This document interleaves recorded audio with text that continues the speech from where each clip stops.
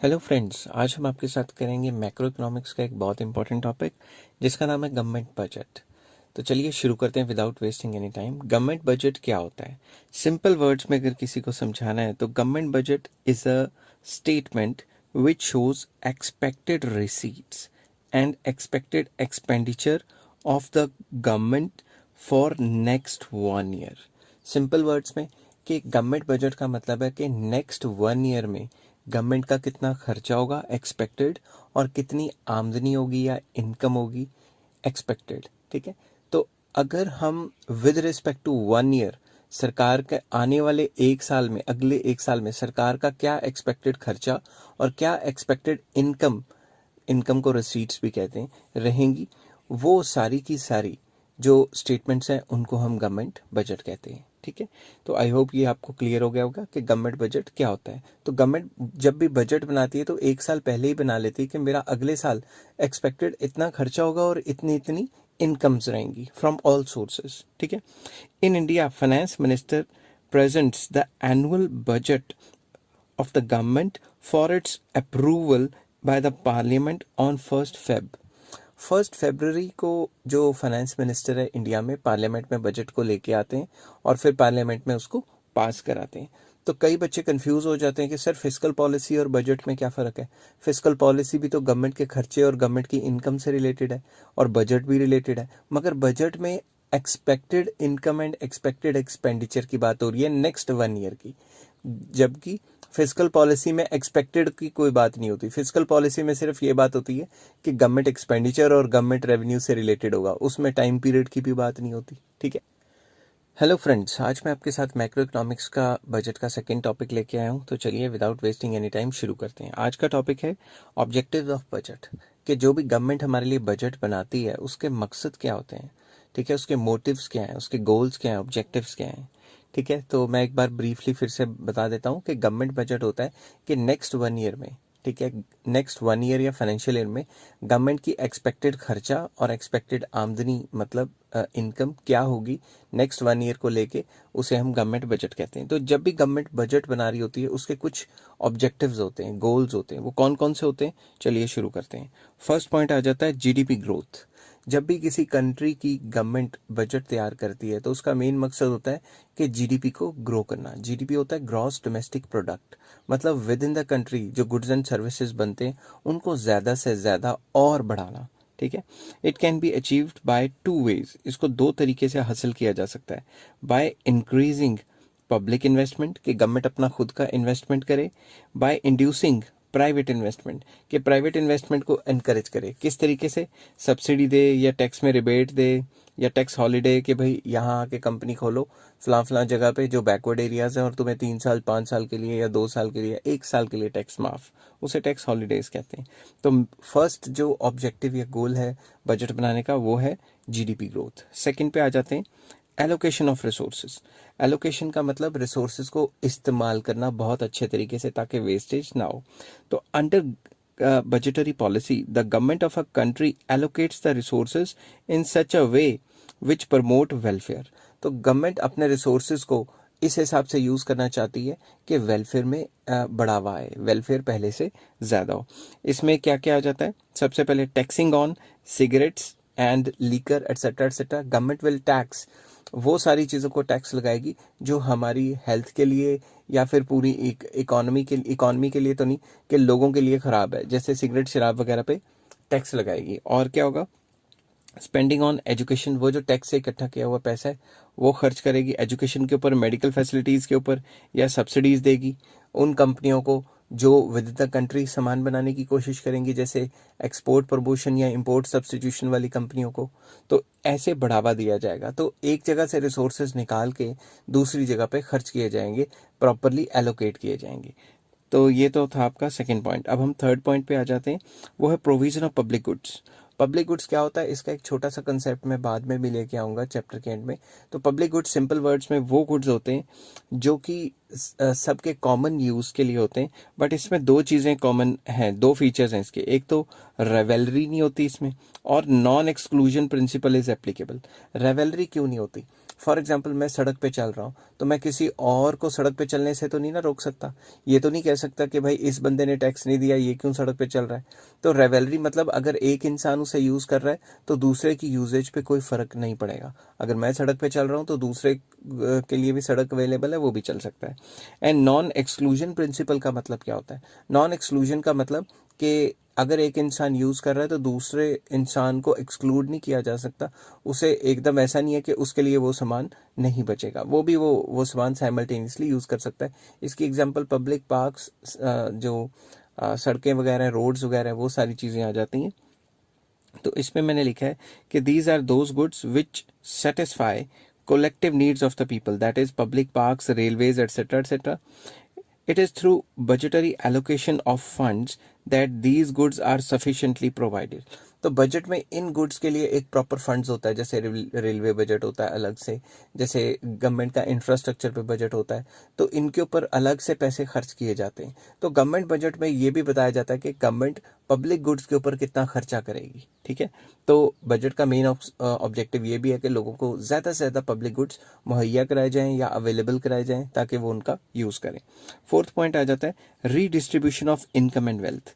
इसके अंदर हम ये डिस्कस करेंगे कि अमीरों के ऊपर टैक्स लगाना और गरीबों के ऊपर खर्चा करना, तो जो इनइक्वालिटीज़ हैं उसको कम किया जाए, ये भी एक मकसद होता है। अब नहीं होती वो एक अलग बात है। तो इसमें equal distribution of income and wealth is a sign of social justice. तो जब भी इक्वालिटी पूरी तो नहीं आ सकती, अगर इनइक्वालिटी रिड्यूस होएगी तो ये किसका साइन है? सोशल जस्टिस का। और यही मेन मकसद है हर एक वेलफेयर सोसाइटी का। तो it can be done by two ways, by imposing taxes on rich and providing subsidies to poor. अमीरों पे टैक्स लगाओ और गरीबों पे खर्चा करो। By supplying food grains to below poverty line, BPL होता है below poverty line population, at lower price. जो गरीब लोग हैं उनके, जैसे इंडिया में राशन कार्ड वगैरह बने हुए हैं, उसमें क्या होता है, उस कार्ड को दिखा के सस्ते रेट पे अनाज या जो भी बेसिक नेसेसिटीज़ है वो मिल जाती है। तो इस टाइप का सिस्टम लाया जाए जिससे कि जो गरीब लोग हैं, बिलो पॉवर्टी लाइन, बीपीएल होता है बिलो पॉवर्टी लाइन, उन लोगों को अच्छे से हेल्प की जाए और सस्ते रेट पे सामान अवेलेबल कराया जाए जो बेसिक नीड्स हैं। ठीक है, उसके बाद फिफ्थ पॉइंट आ जाता है बैलेंस्ड रीजनल ग्रोथ, कि हर एक जो इलाका है, जो पिछड़े हुए इलाके हैं, उनको भी डेवलप करना है और हर एक इलाके में बराबरी लेके आनी है, बैलेंस लेके आना है। ये नहीं कि अगर आप शहरों में जाओ तो आपको लगेगा कि हम वेस्टर्न कंट्रीज आ गए, और अगर आप किसी विलेज वगैरह में चले जाओ तो वहाँ ऐसी फैसिलिटीज़ हैं कि आपको लगेगा कि हम तो बिल्कुल ही ऐसी जगह पे आ गए जहाँ पे कुछ भी नहीं हो सकता। ठीक है, तो ऐसी इनइक्वालिटीज़ नहीं होनी चाहिए, बैकवर्ड रीजन्स को भी डेवलप करना चाहिए, ये बजट का मेन मकसद होता है। तो it can be achieved by following veg, मैंने लिखा है एस्टैब्लिशमेंट ऑफ एसईजेड। एसईजेड होता है स्पेशल इकोनॉमिक जोन्स इन बैकवर्ड एरियाज। बैकवर्ड एरियाज में स्पेशल इकोनॉमिक जोन्स खोले जाएं, लाइक इंडस्ट्रियल एरिया खोले जाएं जहाँ पे फैक्ट्रीज आएँ और काम करें, लोगों को जॉब्स भी मिलेंगी और वहाँ इंफ्रास्ट्रक्चर भी अच्छा होगा। By providing liberal tax laws और subsidies in backward areas. Backward areas में टैक्स लॉज को थोड़ा आसान किया जाए या सब्सिडी वगैरह दी जाए कंपनियों को, ताकि वहाँ जाके वो अपना काम करना शुरू कर दें। नेक्स्ट पॉइंट आता है एम्प्लॉयमेंट अपॉर्चुनिटीज़। तो गवर्नमेंट को एम्प्लॉयमेंट अपॉर्चुनिटीज़ प्रोवाइड करनी है, बजट का ये भी एक मेन ऑब्जेक्टिव है।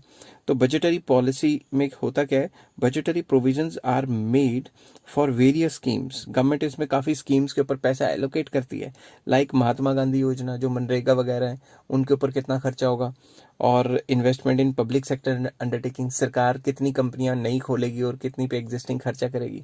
तो उन सारे प्लान्स की बात की जाती है जिससे एम्प्लॉयमेंट अपॉर्चुनिटीज़ बढ़ें पहले से। ठीक है, तो बजट में काफ़ी ज़्यादा पैसा खर्च किया जाता है वेरियस इंडस्ट्रीज़ पे या वेरियस प्लान्स एंड पॉलिसीज़ पे जिसपे एम्प्लॉयमेंट अपॉर्चुनिटीज़ पहले से ज़्यादा हों। नेक्स्ट पॉइंट आ जाता है इकोनॉमिक स्टेबिलिटी।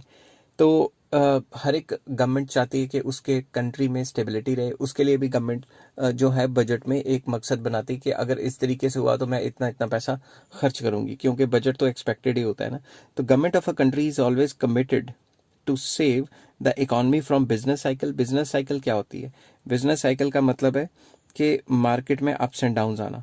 जब मार्केट अप पे होती है तो उसे क्या कहते हैं? Boom period. जब इकोनॉमी या मार्केट एकदम लो होती है तो उसे कहते हैं डिप्रेशन। जब गिर रही होती है तो उसे कहते हैं रिसेशन, और जब बढ़ रही होती है तो उसे कहते हैं रिकवरी। तो ये जो बिजनेस साइकिल या ट्रेड साइकिल है, ये फ्लक्चुएशंस को कहा जाता है। तो budget is use to correct the situation of inflation और डिफ्लेशन, कि अगर ज़रूरत से ज़्यादा पैसा इकोनॉमी में आ गया है तो उसे इन्फ्लेशन कहेंगे, उसको भी कंट्रोल करना है। और अगर कुछ ज़्यादा इकोनॉमी में पैसा खत्म हो गया है उसको डिफ्लेशन या डिफ्लेशनरी गैप या डिप्रेशन कहेंगे, उस सिचुएशन से भी इकोनॉमी को निकलना है। तो गवर्नमेंट क्या करती है ड्यूरिंग इन्फ्लेशन, इन्फ्लेशन के टाइम पे क्या करती है government uses more measures to reduce money supply.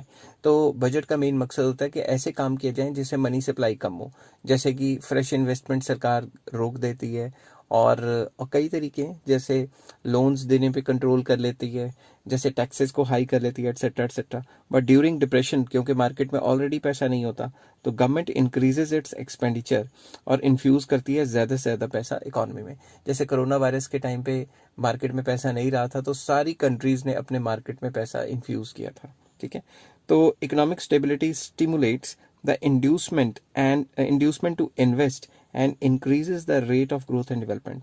इसका मतलब है जब भी इकोनॉमिक स्टेबिलिटी होती है किसी भी कंट्री में तो ये स्टिमुलेट करती है, बढ़ावा देती है किसको, प्राइवेट इन्वेस्टमेंट को, और प्राइवेट इन्वेस्टमेंट बढ़ेगी तो ग्रोथ एंड डेवलपमेंट तो अपने आप ही बढ़ेगी। हेलो फ्रेंड्स, आज मैं आपके साथ मैक्रो इकोनॉमिक्स का एक और टॉपिक लेके आया हूँ बजट का, जिसका नाम है स्ट्रक्चर ऑफ बजट और कंपोनेंट्स ऑफ बजट, कि गवर्नमेंट बजट का स्ट्रक्चर क्या होता है या फिर गवर्नमेंट बजट के कंपोनेंट्स क्या होते हैं। बेसिकली दो कंपोनेंट्स हैं जो मैं आज की वीडियो में डिस्कस करूंगा। पहला कंपोनेंट है बजट रिसीट्स और दूसरा है बजट एक्सपेंडिचर। तो सिंपल वर्ड्स में चलिए शुरू करते हैं। बजट रिसीट्स क्या होता है?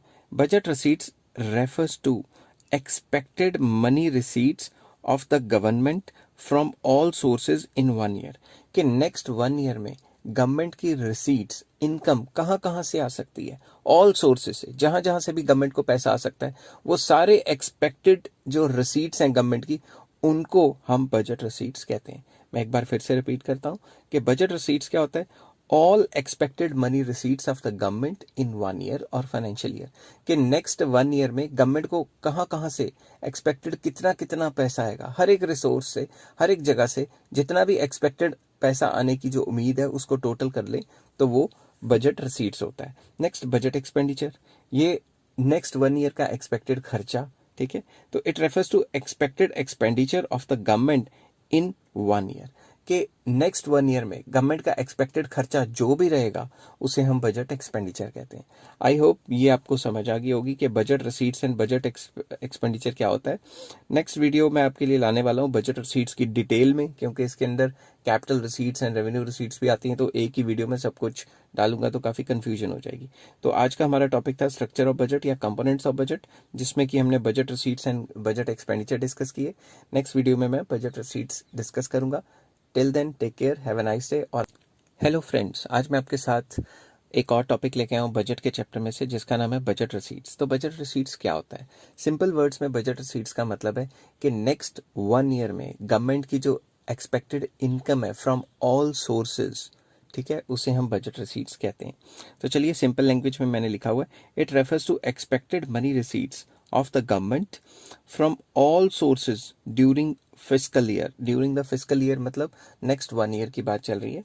In simple words we can say that it is estimated income of the government from all sources in 1 year, कि नेक्स्ट 1 ईयर में गवर्नमेंट की कितनी इनकम जनरेट होगी फ्रॉम ऑल सोर्सेज, और जितनी भी बात चल रही है ये एक्सपेक्टेड इनकम की चल रही है।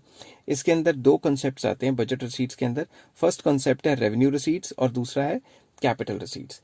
तो इनके ऊपर मैंने अलग से भी वीडियो बनानी है, मगर यहाँ पे फिलहाल मैं इसका मीनिंग हल्का फुल्का सा आपके साथ डिस्कस कर रहा हूँ। तो रेवेन्यू रिसीट्स क्या होती है? Revenue receipts are those receipts which do not create liability on the government. मतलब रेवेन्यू रिसीट्स वो सरकार की आमदनी या इनकम है जो गवर्नमेंट के ऊपर लायबिलिटी क्रिएट नहीं करती। मतलब जो भी गवर्नमेंट को पैसा आ रहा है वो मुफ्त में आ रहा है। ठीक है, मुफ्त में तो नहीं कह सकते, मगर सरकार को वो रीपे वगैरह नहीं करना, तो लायबिलिटी कोई नहीं है। And also do not cause reduction in the assets, और गवर्नमेंट को कोई एसेट्स भी नहीं खत्म हो रहे, एसेट्स पे भी कोई फर्क नहीं पड़ रहा। मतलब इस टाइप की तनख्वाह जो भी होती है गवर्नमेंट की वो टैक्स वगैरह से आती है, जो सरकार को ना ही वापस करनी होती किसी को, और ना ही सरकार को टैक्स इकट्ठा करने के लिए अपना कोई प्रॉपर्टी बेचनी पड़ रही है। तो रेवेन्यू रिसीट्स वो रिसीट्स हैं जो कि गवर्नमेंट के पास आमदनी या इनकम का सोर्स होता है, और ना ही सरकार के ऊपर कोई लायबिलिटी होती है, और ना ही सरकार के कोई एसेट्स कम होते हैं। ठीक है, इसको मैं और ज्यादा डिटेल में नेक्स्ट वीडियो में डिस्कस करूंगा। तो नेक्स्ट आ जाता है कैपिटल रिसीट्स। ये इससे एकदम अपोजिट है। ये क्या करते हैं? या तो लाइबिलिटी क्रिएट करते हैं। These are those receipts which either creates liability.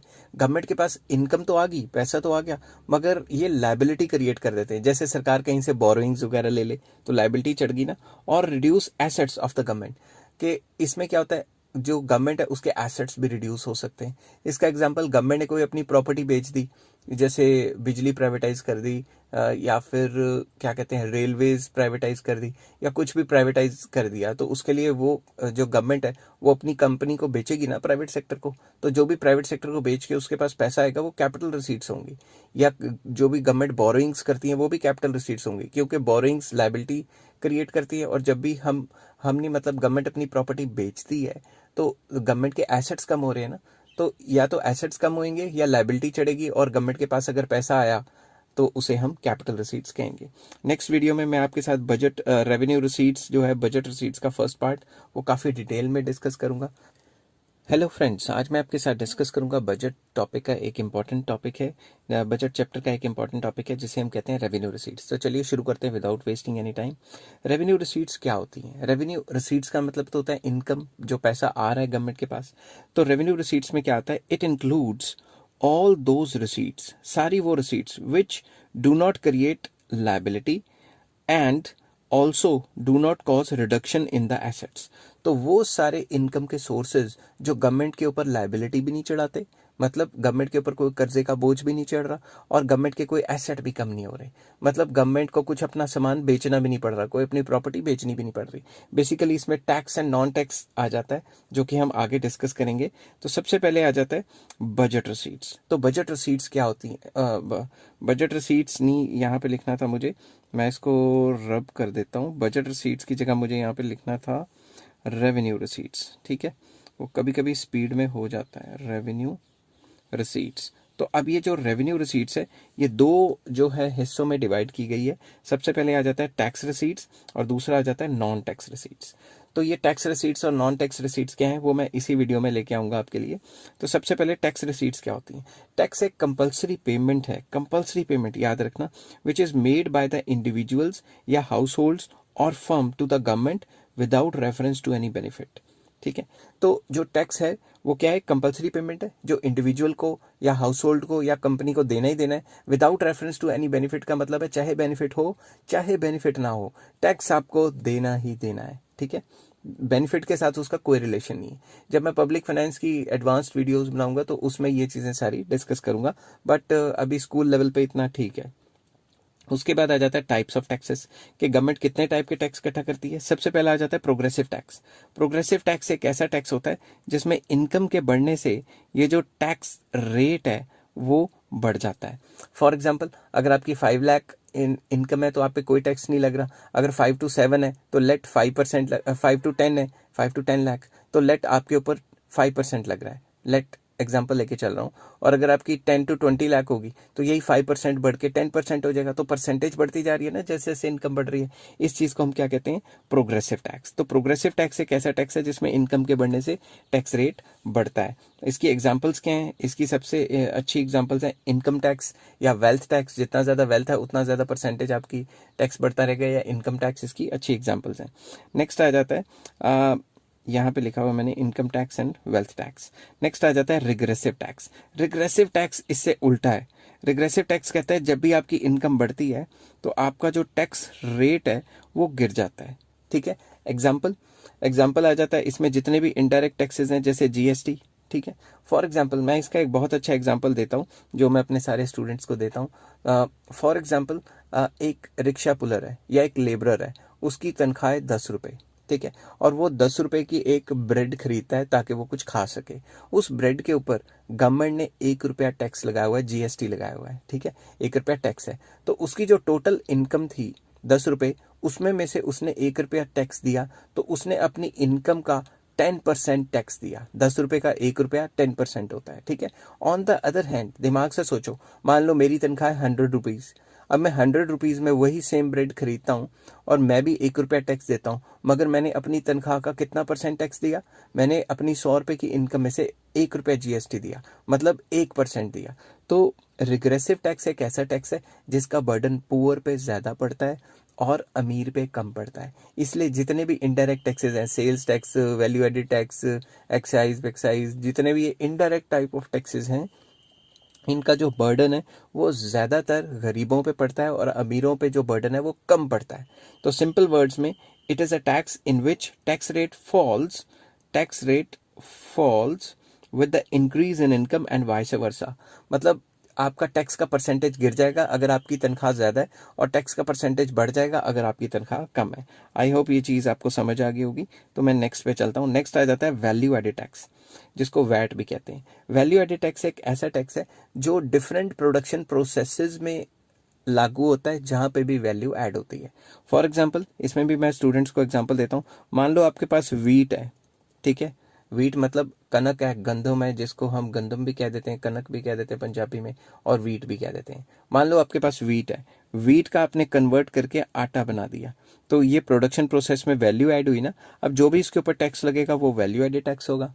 अब आटे के आपने बिस्किट्स बना दिए, तो ये जो बिस्किट्स हैं, अब 1 किलो आटे की वैल्यू और 1 किलो बिस्किट्स की वैल्यू सेम तो नहीं ना होगी, क्योंकि उन पे मेहनत लगी है, वैल्यू भी तो बढ़ी है ना। अब इस वैल्यू को बढ़ाने के ऊपर जो सरकार टैक्स लगाएगी उसको भी वैल्यू एडेड टैक्स कहेंगे। तो कहने की बात यह है कि वेरियस प्रोडक्शन प्रोसेसेस में जब भी कोई वैल्यू ऐड होती है उसके ऊपर जो भी टैक्स लगता है उसको वैल्यू एडेड टैक्स कहा जाता है। तो value added tax simple words में क्या है? Value added tax is a type of tax which is imposed on the value added in different production processes, या different stages of production या different production processes पे जो भी tax लगाती है गवर्नमेंट, उसे वैल्यू एडेड टैक्स कहते हैं। नेक्स्ट आ जाता है स्पेसिफिक टैक्स। स्पेसिफिक टैक्स वो टैक्स है जो कि गवर्नमेंट लगाती है विद रिस्पेक्ट टू यूनिट्स, मतलब क्वांटिटी, साइज, वेट। तो कोई भी एक ऐसा टैक्स जो सरकार या government with respect to quantity लगाए, या विद रिस्पेक्ट टू साइज के इतनी क्वांटिटी लेते हो तो टैक्स लगेगा, इससे कम लेते हो तो कोई टैक्स नहीं लगेगा, या इतने वेट में चीज़ लेते हो तो टैक्स लगेगा, इससे कम पे टैक्स नहीं लगेगा। इस टाइप के जो टैक्सेस हैं उनको हम स्पेसिफिक टैक्स कहते हैं। नेक्स्ट आ जाता है डायरेक्ट टैक्स। डायरेक्ट टैक्स एक ऐसा टैक्स है जो जिसके ऊपर लगा वही देगा, कोई और नहीं देगा। इस टाइप के टैक्स को शिफ्ट नहीं किया जा सकता। This type it is a type of tax which is paid by the person on whom it is imposed. जिसके ऊपर इम्पोज किया गया, लागू किया गया, सिर्फ वही देगा। फॉर एग्जाम्पल, मेरी इनकम टैक्स है, मेरी जो भी इनकम होती है उस पर जो भी टैक्स लगता है वो मैं ही दूंगा ना, मेरा पड़ोसी थोड़ी ना देगा। तो इसका बेस्ट एग्जाम्पल इनकम टैक्स ही माना जाता है। और वेल्थ टैक्स, अगर वेल्थ टैक्स, मेरे पास कोई घर है, कोई जायदाद है, ज़मीनें हैं, और अगर उसके ऊपर टैक्स लग रहा है तो वो तो मेरे ऊपर ही लग रहा है ना, तो बेसिकली मैं ही दूंगा। तो इसमें डायरेक्ट टैक्स में जिसके ऊपर टैक्स लगता है वही देता है, कोई और नहीं देता। ठीक है। नेक्स्ट आ जाता है इनडायरेक्ट टैक्स। इनडायरेक्ट टैक्स इससे उल्टा है, ये लगता किसी और पे और देता कोई और है। फॉर एग्जाम्पल, जीएसटी या सेल्स टैक्स वगैरह किस पे लगता था? दुकानदार के ऊपर, अपना सामान बेचने के लिए, और वो प्राइस में ऐड करके हमसे निकलवा देता है।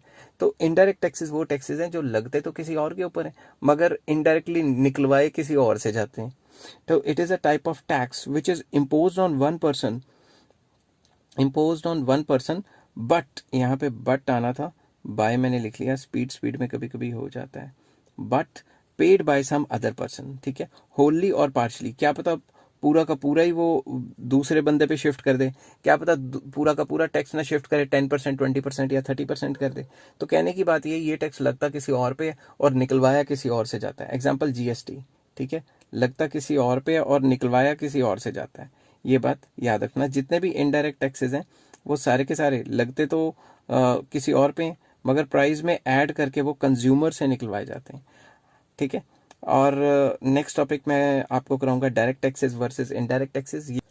हेलो फ्रेंड्स, आज मैं आपके साथ डिस्कस करूंगा बजट का एक topic, direct taxes versus indirect taxes. Direct taxes क्या होते हैं और इनडायरेक्ट टैक्सेस क्या होते हैं, चलिए शुरू करते हैं विदाउट वेस्टिंग एनी टाइम। तो सबसे पहले डायरेक्ट टैक्सेस और इनडायरेक्ट टैक्सेस में डायरेक्ट टैक्स डिस्कस करूंगा। डायरेक्ट टैक्सेस क्या होते हैं? डायरेक्ट टैक्सेस वो होते हैं जिस पे लगेगा, जिस पे इम्पोज होगा वही टैक्स भरेगा। तो direct taxes are paid by the person on whom it is imposed. जिसके ऊपर इम्पोज किए गए हैं वही भरेगा, ठीक है, कोई और नहीं भरेगा। On the other hand, indirect taxes are imposed on one person, impose किसी और पे किए जाते हैं, और paid by some other person, impose किसी और पे किए, जैसे सेल्स टैक्स या जीएसटी वगैरह था। जीएसटी लगता है दुकानदार के ऊपर और वो प्राइस में ऐड करके हमें से निकलवा लेता है, तो वो इनडायरेक्ट टैक्सेस हुए कि इम्पोज किसी और पे हुआ और भरा किसी और ने। नेक्स्ट आ जाता है burden of direct taxes can not be shifted. जितने भी डायरेक्ट टैक्सेस हैं उनका बर्डन शिफ्ट नहीं किया जा सकता, वो जिसके ऊपर लगा है वही उसी इंसान को भरना पड़ेगा। But the burden of indirect taxes को हम शिफ्ट कर सकते हैं, क्योंकि प्राइस में ऐड करके किसी और से निकलवा सकते हैं ना। तो नेक्स्ट आ जाता है प्रोग्रेसिव इन नेचर। जो भी ये डायरेक्ट टैक्सेस होते हैं ये ज़्यादातर प्रोग्रेसिव होते हैं। प्रोग्रेसिव का मतलब जैसे जैसे आपकी इनकम बढ़ती रहेगी तो टैक्स में परसेंटेज भी बढ़ता रहेगा। ऑन द अदर हैंड जो इनडायरेक्ट टैक्सेस हैं वो रिग्रेसिव होते हैं, मतलब वो अमीर पे ज़्यादा असर नहीं करते। अमीर उनकी कम परसेंटेज देता है और गरीब उनकी ज़्यादा परसेंटेज देता है। मैंने पिछली वीडियो में भी इसका रिग्रेसिव जो टैक्सेशन है उसको डिटेल में समझाया है। अगर आपको यहाँ रिग्रेसिव का मतलब नहीं पता लगा तो आप पिछली वीडियो पे जाइए, लिंक जो है वो डिस्क्रिप्शन में आपको मिल जाएंगे। हेलो फ्रेंड्स, आज मैं आपके साथ डिस्कस करूंगा नॉन टैक्स रिसीट्स। इससे पहले मैंने डिस्कस किया था टैक्स रिसीट्स क्या होते हैं, ये बजट का टॉपिक चल रहा है, तो विदाउट वेस्टिंग टाइम चलिए शुरू करते हैं। नॉन टैक्स रिसीट्स क्या होती हैं? दीज आर दोज रिसीट्स, ये वो रिसीट्स होती हैं विच arise from source other than taxes. मतलब गवर्नमेंट की आमदनी तो बन रही है मगर ये किसी टाइप का टैक्स नहीं है। जो गवर्नमेंट की सर्विसेज को यूज़ कर रहा है या फिर मतलब गवर्नमेंट को पैसा आ रहा है मगर ये किसी टाइप का टैक्स नहीं है, ये हर एक को नहीं देगा, सिर्फ सिलेक्टेड पर्सन ही देंगे। तो ये क्या होती है? Non tax receipts. इसमें क्या आ जाता है? सबसे पहले फीस। फीस किस बात की? It is a payment to the government for administrative and judicial services. जब भी आप गवर्नमेंट की कोई एडमिनिस्ट्रेटिव या जुडिशियल सर्विसेज लेने जाते हैं, जैसे birth certificate, death registration, court fees देनी है या कोई ऐसा जो गवर्नमेंट की सर्विस यूज़ कर रहे हो उसके लिए आपको पैसा देना है, तो वो तो फीस हुई ना। तो उसमें क्या है, गवर्नमेंट की कोई मतलब हर एक किसी को तो नहीं ना देनी ये गवर्नमेंट को पैसे। गवर्नमेंट को सिर्फ वही लोग देंगे जो गवर्नमेंट की सर्विसेज को यूज़ कर रहे हैं। तो ये किसी टाइप का टैक्स नहीं होता, तो ये नॉन टैक्स में आता है। नेक्स्ट आ जाता है फाइन्स। फाइन्स एंड पेनल्टीज जो कोर्ट वगैरह लगाती हैं या ट्रैफिक वायलेशंस जो करते हैं उनके चलान चलून करते हैं, वो सारे पैसे आ गए। ठीक है, जो लॉ ब्रेकर्स के ऊपर जो पेनल्टी लगती है इसमें वो चीज़ आ गई। तो मैंने लिखा है कि these are economic punishments made by law breakers, और ट्रैफिक रूल्स की जो वायलेशंस करते हैं उससे जो भी गवर्नमेंट के पास पैसा आता है उसे फाइन्स वगैरह कह देते हैं। But it is not tax. Tax तो हर एक को देना है मगर ये हर एक को थोड़ा ना देना है, ये तो जो लॉ ब्रेकर्स हैं सिर्फ उन्हीं को देना है। नेक्स्ट आ जाता है escheat. What is escheat? Escheat includes income of the state which arises out of the property left by the people without any legal heir. मतलब जिनका कोई वारिस ना हो, जिनका वारिस ही नहीं है कोई, और वो इंसान मर गए चलते बने ऊपर, ठीक है, तो अगर वो मर गए और उनका कोई लीगल वारिस नहीं बचा हुआ तो वो सारी प्रॉपर्टी गवर्नमेंट की हो जाती है और गवर्नमेंट उसको नीलाम करके पैसे ले लेती है। तो ये कोई टैक्स थोड़ना है, टैक्स तो हर एक को देना है मगर ये तो हर एक को थोड़ना देना है। जिसके वारिस हैं उनकी प्रॉपर्टी तो वारिस ही संभाल लेंगे, ठीक है ना। नेक्स्ट आ जाता है स्पेशल असेसमेंट। स्पेशल असेसमेंट वैसे कि इतना मशहूर नहीं है मगर फिर भी इसका तो पार्ट है ही है। स्पेशल असेसमेंट का मतलब होता है कि अगर गवर्नमेंट के किसी प्रोजेक्ट की वजह से आपकी प्रॉपर्टी की वैल्यूज़ बढ़ गई हैं, तो जिन जिन लोगों की प्रॉपर्टीज़ की वैल्यू बढ़ गई हैं गवर्नमेंट उनको एक स्पेशल असेसमेंट कहती है कि मेरे को असेसमेंट भरो, ठीक है। तो उन लोगों को असेसमेंट भरनी पड़ती है। फॉर एग्जांपल गवर्नमेंट ने 4 लेन या 8 लेन कोई हाईवे बना दिया या कोई प्रोजेक्ट बना दिया जिसकी वजह से जो वहाँ के लोग हैं उनकी जो वैल्यू है प्रॉपर्टी की काफ़ी अप्रिशिएट होगी, सिर्फ उन्हीं लोगों को ये पेमेंट करनी होती है। It is a payment made by owners of all those properties whose value has appreciated due to developmental activities of the government. कि गवर्नमेंट की एक्टिविटीज की वजह से उनकी प्रॉपर्टीज की वैल्यू बढ़ गई है, सिर्फ उन्हीं लोगों को पे करनी है। तो ये भी कोई टैक्स थोड़े ना, टैक्स तो सारे पे करते हैं मगर ये टैक्स थोड़ना, ये तो जिनको बेनिफिट मिल रहा है वही पे कर रहे हैं ना।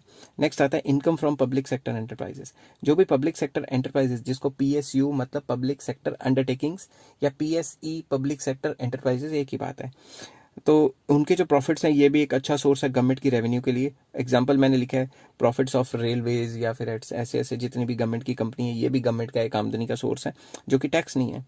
Income from the sale of spectrum. Spectrum मतलब जैसे 2G के लाइसेंसेस गवर्नमेंट ने बांटे थे, 3G 4G, अब तो 2G 3G तो हिस्ट्री हो चुकी है, अब तो 4G 5G की बात होनी चाहिए। तो गवर्नमेंट ने जो भी लाइसेंसेस बांटती है लोगों को, मतलब बिजनेस हाउसेस को काम करने के लिए, उस लाइसेंसेस से भी जो पैसा आता है वो क्या है, वो भी नॉन टैक्स है। ये कोई टैक्स थोड़ा हर एक ने थोड़ा देना है, उन्हीं ने देना है जिन्होंने बिजनेस खोल लें, उन्हीं को लाइसेंस की जरूरत है। नेक्स्ट आ जाता है grants and donations. Grants and donation to the government are common during natural calamities. मान लो हमारे कंट्री में अर्थक्वेक आ गया या फिर फ्लड्स आ गए, फेमिन्स आ गए, कोई भी नेचुरल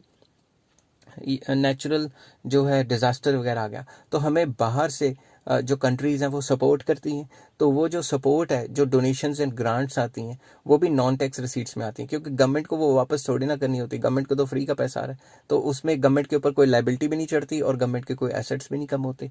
तो गिफ्ट्स एंड ग्रांट्स जो बाहर से आते हैं या डोनेशंस, उसको भी नॉन टैक्स रिसीट्स में ऐड किया जाता है। नेक्स्ट वीडियो में लेके आऊँगा आपके लिए कैपिटल रिसीट्स की। यहाँ रेवेन्यू रिसीट्स खत्म होगी। रेवेन्यू रिसीट्स में मैं रिपीट करता हूँ, एक तो टैक्स रिसीट्स, एक नॉन टैक्स रिसीट्स आती हैं, तो वो दोनों मैंने पिछली वीडियोस में डिस्कस किया और नॉन टैक्स मैंने यहाँ पे डिस्कस किया है। अगर हेलो फ्रेंड्स, आज मैं आपके साथ बजट का एक और टॉपिक लेके आया हूँ, जो कि है कैपिटल रिसीट्स। ये क्या है, बजट रिसीट्स का पहला पार्ट होता था रेवेन्यू रिसीट्स और ये दूसरा पार्ट है कैपिटल रिसीट्स। रेवेन्यू रिसीट्स मैंने पिछली वीडियो में डिस्कस किया हुआ है, वो आपको लिंक डिस्क्रिप्शन में मिल जाएगा। तो चलिए शुरू करते हैं capital receipts. Capital receipts simple words में वो रिसीट्स हैं जो गवर्नमेंट के पास पैसा तो आ जाता है, मगर गवर्नमेंट की या तो एसेट्स कम हो जाते हैं या गवर्नमेंट के ऊपर लाइबिलिटी चढ़ जाती है। तो सिंपल इंग्लिश में मैंने लिखा है, it includes all those money receipts, सारी वो मनी रिसीट्स विच इधर क्रिएट लाइबिलिटी, जिसकी वजह से या तो लाइबिलिटी क्रिएट हो फॉर द गवर्नमेंट या गवर्नमेंट के ऊपर ऑन द गवर्नमेंट भी हो सकता था, और reduce assets of the government, या तो गवर्नमेंट के ऊपर लाइबिलिटी चढ़ जाती है या फिर गवर्नमेंट के एसेट्स कम हो जाते हैं। तो इसमें क्या क्या आ जाता है, चलिए शुरू करते हैं। Number 1, disinvestment. डिसइन्वेस्टमेंट का मतलब होता है गवर्नमेंट अपनी प्रॉपर्टी को बेचती है, गवर्नमेंट अपनी कंपनियों को बेचती है, और उससे जो भी पैसा आता है वो पैसा तो आ गया गवर्नमेंट के पास, मगर वो जो गवर्नमेंट के एसेट्स हैं वो कम हो गए ना। तो जब भी गवर्नमेंट के एसेट्स कम होते हैं और गवर्नमेंट के पास पैसा भी आ जाता है, उसको डिसइन्वेस्टमेंट कहते हैं। तो कोई भी कंट्री, मैं किसी पॉलिटिकल पार्टी की बात नहीं कर रहा, कोई भी कंट्री की गवर्नमेंट अगर अपने एसेट्स को बेच रही है पैसे के लिए, ठीक है, तो वो गवर्नमेंट के मतलब कंट्री के एसेट्स कम हो रहे हैं। अब आप दिमाग से सोचिए, पहले गवर्नमेंट ने हजारों लाखों करोड़ों रुपया खर्च किया उन कंपनियों को बनाने के लिए, ठीक है, और वो पैसा कहाँ से आया, हमारा ही पैसा टैक्स से इकट्ठा किया, ठीक है। अब अरबों खरबों रुपया इकट्ठा करके उन्होंने बड़ी बड़ी कंपनियां खोली, और अब 4-5 साल के बाद, 10 साल 15 साल के बाद वो ये कह रही हैं कि जो हमने कंपनियां खोली थी वो तो हमें लॉस दे रही है, या फिर गवर्नमेंट कह रही है कि हमारे पास पैसे नहीं है और उस कंपनी को बेचने पे लगा दिया, और खरीद कौन रहे हैं, बड़े बड़े कैपिटलिस्ट। हमारा पैसा जो टैक्स से इकट्ठा किया गया है, उससे कंपनी खोली और उसको थ्रो अवे प्राइस पे, सस्ते दामों पे प्राइवेट कंपनियों को बेच दिया। तो ये तो लूट ही हुई ना, कि पहले हमारे पैसे से ही कंपनी खोली और उसको हाफ रेट पे फिर किसी प्राइवेट सेक्टर को बेच दिया। प्राइवेट सेक्टर कौन, जो गवर्नमेंट के साथ अटैच्ड है। समझ के बात। तो मैं किसी एक पर्टिकुलर पॉलिटिकल पार्टी की बात नहीं कर रहा, यहाँ पे सारी की सारी पॉलिटिकल पार्टीज जो हमारे आज़ादी से लेकर अब तक चली हैं, उन्होंने यही किया है। तो चलिए आगे आगे चलते हैं। डिसइन्वेस्टमेंट सिंपल वर्ड्स में करते हैं। Under this government sells of its shares of public sector to private sector. Public sector को प्राइवेट सेक्टर को बेच देती है, गवर्नमेंट अपना शेयर बेच देती है या फिर पूरी की पूरी कंपनी बेच देती है। Money received through disinvestment is treated as capital receipts because it causes reduction in assets. तो जो भी पैसा आता है वो एसेट्स को रिड्यूस करता है, गवर्नमेंट के एसेट्स को, गवर्नमेंट क्या है, पब्लिक एसेट्स, हमारे एसेट्स को रिड्यूस करता है। नेक्स्ट चलते हैं बोरोइंग्स, जिसको पब्लिक डेट भी कहते हैं। तो बोरोइंग से भी गवर्नमेंट के पास पैसा तो आ जाता है, इनकम तो आ गई, मगर गवर्नमेंट के ऊपर लाइबिलिटी चढ़ गई ना, तो इसीलिए इसको भी कैपिटल रिसीट्स में ऐड किया जाता है। Borrowings creates liability, therefore it is treated as capital receipts. Government can borrow, government किससे बोरो कर सकती है, जनरल पब्लिक से, आरबीआई जो कि सेंट्रल बैंक है इंडिया में, उससे, रेस्ट ऑफ द वर्ल्ड, जो रेस्ट ऑफ द वर्ल्ड में फॉरेन कंट्रीज भी आ गई, और वर्ल्ड बैंक या आईएमएफ फॉरेन इंस्टीट्यूशंस भी आ गए। नेक्स्ट आ जाता है recovery of loans. Recovery of loans, जो भी सेंट्रल गवर्नमेंट जो स्टेट गवर्नमेंट को लोन देते हैं, उनके रिकवरी करने के चक्कर में ही वो जो है उनके जो है वो कम हो जाती है, मतलब एसेट्स कम हो जाते हैं। तो इसमें मैंने लिखा है, when the central government offers loans to state governments during crisis and whenever such loans are recovered. तो सच लोन्स को रिकवर तो किया जाता है, तो गवर्नमेंट के एसेट्स कम हो जाते हैं, क्योंकि स्टेट गवर्नमेंट सेंट्रल गवर्नमेंट को पूरा लोन नहीं ना वापस करती, क्योंकि वो भी कहेगी मैं भी सरकार हूँ, तू भी सरकार है, तो ऐसे कुछ ना कुछ सेटिंग कर लेते हैं, पैसे थोड़े बहुत वापस आ जाते हैं, सारे पैसे वापस नहीं आते। तो नेक्स्ट वीडियो में मैं आपके साथ डिस्कस करूंगा रेवेन्यू रिसीट्स और कैपिटल रिसीट्स में डिफरेंस क्या है। अगर आप हेलो फ्रेंड्स, आज मैं आपके साथ बजट का एक टॉपिक डिस्कस करूंगा जिसका नाम है revenue receipts versus capital receipts. इसमें डिफरेंस क्या है, रेवेन्यू रिसीट्स और कैपिटल रिसीट्स में क्या फ़र्क है। तो चलिए शुरू करते हैं विदाउट वेस्टिंग एनी टाइम। तो सबसे पहले मैंने हेडिंग बनाई हुई है रेवेन्यू रिसीट्स और यहाँ पे कैपिटल रिसीट्स। तो सबसे पहले रेवेन्यू रिसीट्स क्या होती हैं। रेवेन्यू रिसीट्स वो रिसीट्स होती हैं विच do not impact asset and liability status of the government. Revenue receipts में तो पैसा तो आ गया, मगर गवर्नमेंट की एसेट और लायबिलिटी में कोई फर्क नहीं पड़ा। जो एसेट्स थे वो वैसे के वैसे ही रहेंगे और जो लायबिलिटी है वो भी वैसे की वैसी ही रहेगी। बट कैपिटल रिसीट्स क्या करती हैं, इंपैक्ट करती है एसेट लायबिलिटी को। कैपिटल रिसीट्स में पैसा तो आ जाता है, मगर या तो गवर्नमेंट कर्जा ले रही है जिससे लायबिलिटी बढ़ रही है, या अपनी जो पब्लिक सेक्टर अंडरटेकिंग सरकारी कंपनियां उनको बेच रही है जिसकी वजह से एसेट्स कम हो रहे हैं। अब कैपिटल रिसीट्स और रेवेन्यू रिसीट्स को मैंने डिटेल में एक्सप्लेन किया है पिछली वीडियोस में, तो आप डिस्क्रिप्शन में जाके इसका लिंक चेक कर सकते हैं। सेकेंड पॉइंट आ जाता है, these receipts do not leave any burden on the future generation. For example, revenue receipt से जो भी पैसा आया, जैसे टैक्स से या नॉन टैक्स से, उसे गवर्नमेंट के ऊपर फ्यूचर बर्डन नहीं पड़ता, क्योंकि गवर्नमेंट को जो भी हम लोग टैक्स दे रहे हैं तो गवर्नमेंट ये थोड़ी ना कहती कि मैं टैक्स वापस करूंगी। तो गवर्नमेंट की लायबिलिटी और एसेट पे भी कोई फर्क नहीं पड़ा और फ्यूचर में बर्डन भी नहीं कोई पड़ा। ऑन द अदर हैंड, जो कैपिटल रिसीट्स होती हैं वो गवर्नमेंट के ऊपर बर्डन छोड़ जाती हैं या फ्यूचर जनरेशन के ऊपर बर्डन छोड़ जाती हैं, क्योंकि इसमें एक कंपोनेंट आता है बोरोइंग्स। बोरोइंग से गवर्नमेंट के रिसीट्स, मतलब पैसा तो आ जाएगा, बट वो पैसा गवर्नमेंट को कभी ना कभी वापस करना पड़ेगा, जिससे कि लायबिलिटी चढ़ती रहेगी, मतलब फ्यूचर जनरेशन पे बर्डन चढ़ गया। थर्ड पॉइंट आ जाता है, high revenue receipts point out to the sound financial health. अब आप दिमाग से सोचो, रेवेन्यू रिसीट्स बहुत ज्यादा है, इसका मतलब ये कि गवर्नमेंट टैक्स और नॉन टैक्स से काफी ज्यादा पैसा इकट्ठा कर रही है। और अगर टैक्स और नॉन टैक्स से काफी ज्यादा पैसा इकट्ठा हो पा रहा है तो इससे पता लगता है कि इकोनॉमी बहुत अच्छे तरीके से चल रही है, तभी तो लोग टैक्स और नॉन टैक्स ज्यादा भर रहे हैं।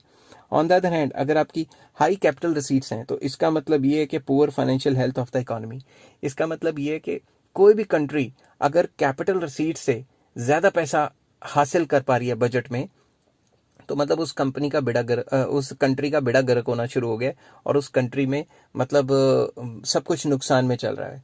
अब आप खुद सोचो, कैपिटल रिसीट्स क्या होती हैं, वो पैसा जो आप या तो लोन से लेते हो या फिर आप अपनी कंपनियां बेच बेच के इकट्ठा करते हो। तो अगर कोई भी गवर्नमेंट को पैसा चाहिए और वो पैसा अपने एसेट्स को बेच के कमा पा रही है या फिर किसी से लोन से ले पा रही है, तो देश का तो फिर आपको पता ही है, कंट्री का तो फिर बेड़ा गर्क ही होगा। ठीक है, तो अगर आपको ये वीडियो पसंद आई हो तो please like, share and subscribe. Hello friends, आज मैं आपके साथ बजट का एक और टॉपिक डिस्कस करूंगा जिसका नाम है बजट एक्सपेंडिचर। अब ये बजट एक्सपेंडिचर होता क्या है ये डिस्कस करते हैं। सिंपल वर्ड्स में बजट एक्सपेंडिचर का मतलब है कि नेक्स्ट 1 ईयर में गवर्नमेंट की एक्सपेक्टेड एक्सपेंडिचर्स कितने होंगे। ठीक है, जहां पे भी गवर्नमेंट खर्च करेगी नेक्स्ट 1 ईयर में उसका एक्सपेक्टेड खर्चा क्या होगा, उसे हम बजट एक्सपेंडिचर कहते हैं। तो चलिए सिंपल इंग्लिश में पढ़ते हैं। It refers to expected expenditure of the government in 1 year, कि नेक्स्ट 1 ईयर या फाइनेंशियल ईयर में गवर्नमेंट का जो भी खर्चा होगा, ठीक है, एक्सपेक्टेड खर्चा, एक्सपेक्टेड की बात चल रही है पूरे बजट में, ठीक है, उसे हम बजट एक्सपेंडिचर कहेंगे। It includes both the revenue expenditure, इसमें रेवेन्यू एक्सपेंडिचर भी आ जाता है और कैपिटल एक्सपेंडिचर भी आ जाता है। अब ये रेवेन्यू एक्सपेंडिचर और कैपिटल एक्सपेंडिचर क्या होता है ये थोड़ा सा ब्रीफली मैं बताता हूँ, मगर आने वाली वीडियोज में इसमें मैं थोड़ा डिटेल चलूंगा। तो बजट एक्सपेंडिचर के जैसा कि मैंने आपको बताया था, 2 पार्ट है, revenue expenditure and capital expenditure. तो रेवेन्यू एक्सपेंडिचर क्या होता है, रेवेन्यू एक्सपेंडिचर में गवर्नमेंट के वो सारे खर्चे आ जाते हैं जो कि ना ही कोई एसेट क्रिएट करते हैं और ना ही कोई लायबिलिटी को कम करते हैं।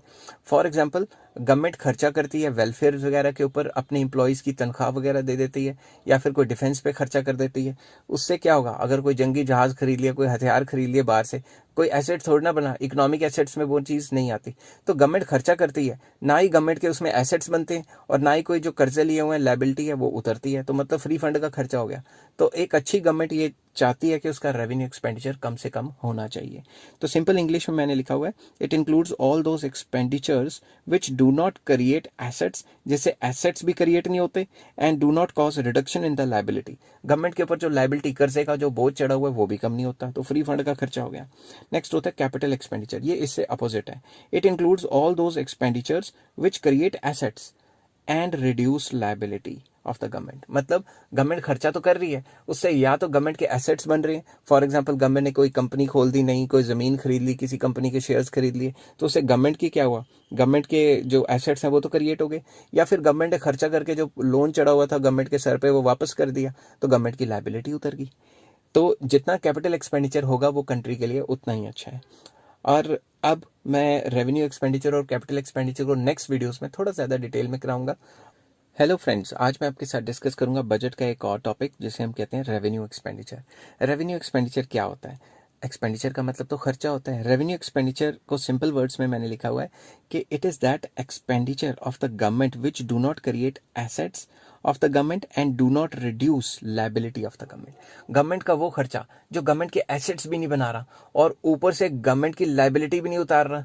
तो मतलब गवर्नमेंट ऐसी जगह खर्चा कर रही है जहाँ पे मतलब ना ही एसेट्स बन रहे हैं और ना ही लायबिलिटी उतर रही है। तो ऐसी कौन कौन सी चीज़ें हैं उनको डिस्कस करते हैं। सबसे पहले wage bill of the government employees. Government जितनी भी तनख्वाहें वगैरह बांटती है अपने एम्प्लॉयज़ को, उसे हम रेवेन्यू एक्सपेंडिचर में डालते हैं। इंटरेस्ट पेमेंट्स, जो लोन्स लिए हुए हैं उसका रेट ऑफ इंटरेस्ट भी तो देना है गवर्नमेंट ने, और गवर्नमेंट अगर रेट ऑफ इंटरेस्ट देती है तो लायबिलिटी तो वहीं की वहीं है, सिर्फ रेट ऑफ इंटरेस्ट ही दिया है, कोई कैपिटल थोड़ी ना वापस पे की है, लोन थोड़ी ना रीपे किया है। Third, expenditure on subsidies. जो भी गवर्नमेंट सब्सिडीज वगैरह देती है कंपनियों को एनकरेज करने के लिए ताकि वो वहाँ के काम करें और इकोनॉमिक एक्टिविटी बढ़े, जीडीपी बढ़े, तो इस टाइप के जो पैसे हैं, जो एक्सपेंसेस हैं सब्सिडीज वगैरह पे, वो भी रेवेन्यू एक्सपेंडिचर में आ जाते हैं। And next, defence purchases. Defence के ऊपर जो भी खर्चा करती हैं सारी गवर्नमेंट्स, किसी भी कंट्री की हो, कोई बंदूकें आ गई, कोई जहाज आ गए, कोई कुछ आ गया, सारा पैसा अगर उसी पे उड़ा देंगे, इतना तो लोगों के ऊपर खर्च कर देते तो गरीबी हट जाती, ठीक है ना। तो डिफेंस भी अपने लिए ज़रूरी है और डिपेंड करता है बजट में आप कितना पैसा डिफेंस पे एलोकेट करते हो और कितना पैसा आप वेलफेयर पर्पजेस के लिए यूज़ करते हो। तो बजट एक्सपेंडिचर सिंपल वर्ड्स में क्या था कि गवर्नमेंट का खर्चा, गवर्नमेंट अगले एक साल में कितना खर्चा करेगी, ऐसे टाइप के खर्चे जो ना ही गवर्नमेंट के एसेट्स क्रिएट करेंगे और ना ही गवर्नमेंट की लायबिलिटी को कम करेंगे। हेलो फ्रेंड्स, आज मैं आपके साथ बजट का एक और टॉपिक डिस्कस करूंगा जिसका नाम है कैपिटल एक्सपेंडिचर। तो कैपिटल एक्सपेंडिचर क्या होता है? कैपिटल एक्सपेंडिचर एक ऐसा खर्चा होता है गवर्नमेंट का जिसमें कि गवर्नमेंट के या तो एसेट्स क्रिएट होंगे या फिर लायबिलिटी कम होगी। मतलब ये बहुत अच्छे खर्चे की बात कर रहे हैं हम कि या तो गवर्नमेंट अपना पुराना लोन रीपे कर देती है या फिर अपने एसेट्स को बढ़ाती है, इस टाइप का खर्चा। तो सिंपल इंग्लिश में मैंने लिखा है, it includes all those expenditures which creates assets. या तो गवर्नमेंट के एसेट्स बढ़ेंगे और रिड्यूसेस द लायबिलिटी। जो गवर्नमेंट ने पुराने कर्जे लिए हैं, जो गवर्नमेंट की लायबिलिटी है वो रिड्यूस होगी। It includes expenditure on land and building. Government ने कोई लैंड या बिल्डिंग खरीद लिया। Expenditure on machinery and equipments. कोई मशीनरी खरीद ली बड़ी कंपनी के लिए, अपनी कंपनी के लिए, या कोई इक्विपमेंट्स वगैरह ले लिए। परचेज ऑफ शेयर्स, क्या पता गवर्नमेंट ने किसी और प्राइवेट सेक्टर के या किसी और कंपनी के या अपनी कंपनी के ज़्यादा शेयर्स खरीद लिए जो पहले बेचे हुए थे। तो कैपिटल एक्सपेंडिचर ओवरऑल एक ऐसा एक्सपेंडिचर है गवर्नमेंट का जो गवर्नमेंट अगले एक साल में एक्सपेक्टेड खर्च करेगी जिससे कि गवर्नमेंट के एसेट्स बढ़ेंगे या लायबिलिटी कम होगी। आई होप ये बात आपको समझ आ गई होगी। हेलो फ्रेंड्स, आज मैं आपके साथ डिस्कस करूंगा बजट का एक और टॉपिक जिसे हम कहते हैं plan and non plan expenditure. Plan expenditure और नॉन प्लान एक्सपेंडिचर क्या होता है, चलिए शुरू करते हैं विदाउट वेस्टिंग एनी टाइम। तो सबसे पहले प्लान एक्सपेंडिचर। प्लान एक्सपेंडिचर में क्या आ जाता है? It includes all those expenditures which are related to specified plans and programmes of the government. Government के जो स्पेसिफिक प्लान्स एंड प्रोग्राम्स होते हैं, जैसे इंडिया में 5 ईयर प्लान बनते हैं कि आने वाले टाइम पे इतना इतना सेक्टर को ऐसे ऐसे डेवलप करेंगे, तो उन सेक्टर की डेवलपमेंट्स के ऊपर जो भी गवर्नमेंट प्लान के तहत पैसा खर्च करती है उसे हम प्लान्ड एक्सपेंडिचर कहते हैं। दूसरा part, when the central government provides assistance to state governments. जब भी कोई भी सेंट्रल गवर्नमेंट स्टेट गवर्नमेंट्स को असिस्टेंस करने के लिए लोन्स वगैरह देती है या खर्चा करती है, उनका कोई प्रोजेक्ट फाइनेंस कर देती है या कुछ भी करती है, तो इस टाइप के खर्चे को भी प्लान्ड एक्सपेंडिचर कहा जाता है। तो planned expenditure includes both capital expenditure as well as revenue. तो प्लान्ड का हिस्सा कैपिटल एक्सपेंडिचर भी हो सकता है, रेवेन्यू एक्सपेंडिचर भी हो सकता है। अब ये कैपिटल एक्सपेंडिचर, रेवेन्यू एक्सपेंडिचर क्या है, ये मैंने पुरानी वीडियोस में डिस्कस किया है, उनका लिंक डिस्क्रिप्शन में आपको मिल जाएगा। नेक्स्ट आ जाता है non planned expenditure. Non planned expenditure वो एक्सपेंडिचर है जो कि गवर्नमेंट रूटीन फंक्शनिंग पे खर्च करती है। For example law and order पे, तो उसके लिए कोई प्लान थोड़ी ना करना पड़ता है, वो तो खर्चा करना ही करना है, डिफेंस वगैरह पे या सब्सिडीज वगैरह पे। तो सिंपल वर्ड्स में non planned expenditure includes all those expenditures which are incurred. Incurred होता है जो खर्चे गए, लगाए गए, जो खर्च हुआ on routine functioning of the government. तो सिंपल वर्ड्स में प्लान वो होता है जो गवर्नमेंट प्लान करके चलती है। सिंपल वर्ड्स में किसी को समझाना हो कि प्लान के हिसाब से आने वाले टाइम पे जो भी सरकार ने प्लान बनाया हुआ है वो खर्चे। और नॉन प्लान, जो प्लान तो बनाया नहीं मगर वो तो खर्चा करना ही है, जो रूटीन फंक्शन है गवर्नमेंट के। आई होप ये वीडियो आपको पसंद आई होगी, और अगर पसंद आई तो please like, share and subscribe. Hello friends, आज मैं आपके साथ बजट का एक टॉपिक लेके आया हूँ जिसका नाम है revenue expenditure versus capital expenditure. तो चलिए शुरू करते हैं। रेवेन्यू एक्सपेंडिचर मैंने एक साइड हेडिंग बना लिया और दूसरी साइड मैंने कैपिटल एक्सपेंडिचर की बना ली है। तो सबसे पहले रेवेन्यू एक्सपेंडिचर क्या होता है। रेवेन्यू एक्सपेंडिचर एक ऐसा एक्सपेंडिचर है विच डू नॉट इफेक्ट या which does not effect asset and liability status. तो रेवेन्यू एक्सपेंडिचर में गवर्नमेंट ने खर्चा तो कर दिया मगर ना ही एसेट पे कोई फर्क पड़ा और ना ही कोई लाइबिलिटी पे फर्क पड़ा। On the other hand capital expenditure का क्या होता है, इम्पैक्ट पड़ता है एसेट एंड लाइबिलिटी स्टेटस पे। ये चीज़ मैंने पुरानी वीडियोस में भी डिस्कस की है डिटेल में कि रेवेन्यू एक्सपेंडिचर पे गवर्नमेंट ने खर्च कर दिया और ना ही कोई एसेट जनरेट हुआ और ना ही कोई लाइबिलिटी उतरी। और दूसरी तरफ कैपिटल एक्सपेंडिचर में गवर्नमेंट खर्चा तो करती है या फिर अपना ज़्यादा लैंड एंड बिल्डिंग पे खर्चा करती है जिससे एसेट्स बढ़ते हैं, या फिर अपने रीपेमेंट ऑफ लोन्स करती है जिससे लाइबिलिटी कम होती है। सेकेंड पॉइंट आ जाता है, मेन फोकस क्या होता है रेवेन्यू एक्सपेंडिचर का, वेलफेयर ऑफ द पीपल। तो मेन फोकस होता है कि गवर्नमेंट ज़्यादा से ज़्यादा वेलफेयर एक्टिविटीज़ करे। दूसरी तरफ मेन फोकस क्या होता है, जीडीपी ग्रोथ, कि ग्रॉस डोमेस्टिक प्रोडक्ट मतलब विद इन द कंट्री ज़्यादा से ज़्यादा गुड्स एंड सर्विसेज बनाए जाएं ताकि इनकम और एम्प्लॉयमेंट दोनों जनरेट हो। हाई रेवेन्यू एक्सपेंडिचर, अगर गवर्नमेंट रेवेन्यू एक्सपेंडिचर काफ़ी हाई है, it shows the higher level of poverty and backwardness. अगर गवर्नमेंट को वेलफेयर के लिए रेवेन्यू एक्सपेंडिचर काफ़ी ज़्यादा खर्च करना पड़ रहा है, इसका मतलब ये है कि कंट्री में गरीबी बहुत ज़्यादा है, लोगों के पास पैसे नहीं है, तभी तो गवर्नमेंट को वेलफेयर एक्टिविटीज़ पे लगाने पड़ रहे हैं पैसे। ऑन द अदर हैंड अगर हाई कैपिटल एक्सपेंडिचर है तो ये दिखाता है, it shows the lack of private investment in the economy. अगर गवर्नमेंट ही सारे के सारे खर्चे कर रही है, जैसे गवर्नमेंट अपने एसेट्स क्रिएट कर रही है और लाइबिलिटी कम कर रही है, मतलब लोन्स को वगैरह रीपे वगैरह कर रही है, तो इससे पता लगता है कि प्राइवेट सेक्टर के पास पैसा नहीं है। अगर प्राइवेट सेक्टर के पास पैसा होता तो गवर्नमेंट अपनी कंपनियां खोलती जिसमें गवर्नमेंट के एसेट्स बढ़ेंगे, तो प्राइवेट ना खोल लेता अपनी कंपनी, प्राइवेट सेक्टर के पास पैसा होता तो ये चीज़ कैपिटल एक्सपेंडिचर शो करता है कि प्राइवेट सेक्टर के पास फिलहाल पैसा नहीं है और वो प्राइवेट सेक्टर अगर पैसा है भी है तो वो इन्वेस्ट नहीं करना चाहते, क्या पता अपॉर्चुनिटीज़ ना हो या इकोनॉमी में रिसेशन या डिप्रेशन आया हो। हेलो फ्रेंड्स, आज मैं आपके साथ बजट का एक और टॉपिक लेके आया हूँ जिसका नाम है revenue budget versus capital budget. कि रेवेन्यू बजट और कैपिटल बजट में क्या क्या डिफरेंसेस हैं। बहुत आसान है, चलिए शुरू करते हैं। फर्स्ट पॉइंट मैंने यहाँ पे लिखा है रेवेन्यू बजट और दूसरी साइड पे कैपिटल बजट। तो रेवेन्यू बजट में क्या क्या आ जाता है। Revenue budget includes revenue expenditure and revenue receipts. तो रेवेन्यू बजट में रेवेन्यू एक्सपेंडिचर और रेवेन्यू रिसीट्स ऐड हो जाएंगी, और कैपिटल बजट में capital receipts and capital expenditure add हो जाएगा। पहला डिफरेंस तो यही हो गया। दूसरा, रेवेन्यू क्या करता है, it does not effect asset and liability status. जो रेवेन्यू बजट है वो एसेट और लाइबिलिटी पे कोई फर्क नहीं डालता, ये मैं पहले भी डिस्कस कर चुका हूं, मगर कैपिटल बजट जो है एसेट और लाइबिलिटी पे फर्क डालता है। ठीक है, नेक्स्ट पॉइंट हो गया, मेन फोकस जो होता है इसमें वेलफेयर ऑफ द पीपल पे होता है, और जो कैपिटल बजट है उसमें जीडीपी ग्रोथ, कि हमारा gross domestic product within the country goods and services ज्यादा बने। फोर्थ पॉइंट आ जाता है, high revenue receipts is a sign of growing economy.